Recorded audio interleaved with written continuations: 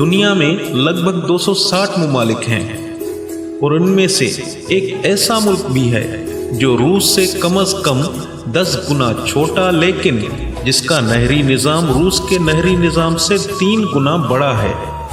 یہ ملک دنیا میں مٹر کی پیداوار کے لحاظ سے دوسرے نمبر پر، خوبانی کپاس اور گنے کی پیداوار کے لحاظ سے چوتھے نمبر پر، پیاز اور دودھ کی پیداوار کے لحاظ سے 5ویں نمبر پر، جبکہ کھجور کی پیداوار کے لحاظ سے 6 نمبر پر اور آم کی پیداوار کے لحاظ سے 7ویں نمبر پر، چاول کی پیداوار کے لحاظ سے 8ویں نمبر پر اور گندم کی پیداوار کے لحاظ سے 7ویں نمبر پر اور مالٹے اور کینو کی پیداوار کے لحاظ سے 10ویں نمبر پر ہے۔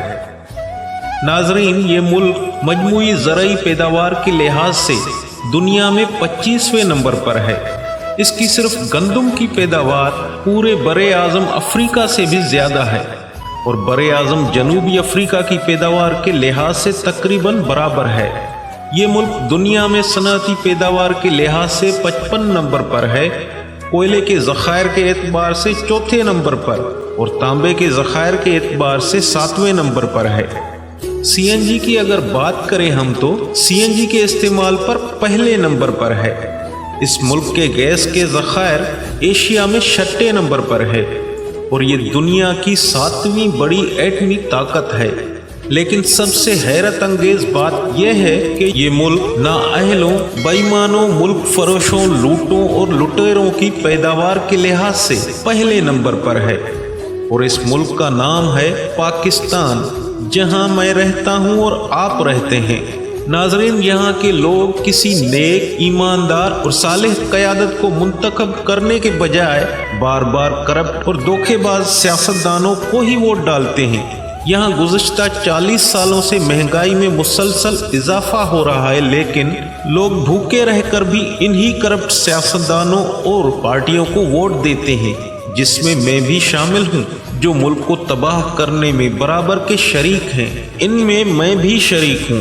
اللہ تعالیٰ مجھے ہم سب کو ہدایت عطا فرمائے اور اہل اور دیانتدار قیادت کو منتخب کرنے کی توفیق عطا فرمائے، آمین۔ دوستو، یہ میرا پیغام 2023 کے اختتام پر اپنے لیے بھی ہے، میرے ساتھ جڑے لوگوں کے لیے بھی ہے اور پورے پاکستان کے لیے بھی ہے۔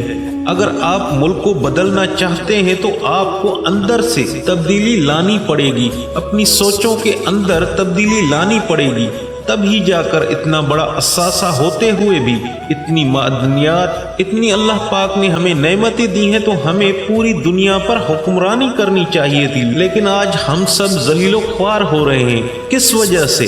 میری اور آپ کی وجہ سے۔ آئیں ہم اپنی سوچ بدلیں، پاکستان بدلیں۔ شکریہ۔ پاکستان زندہ باد۔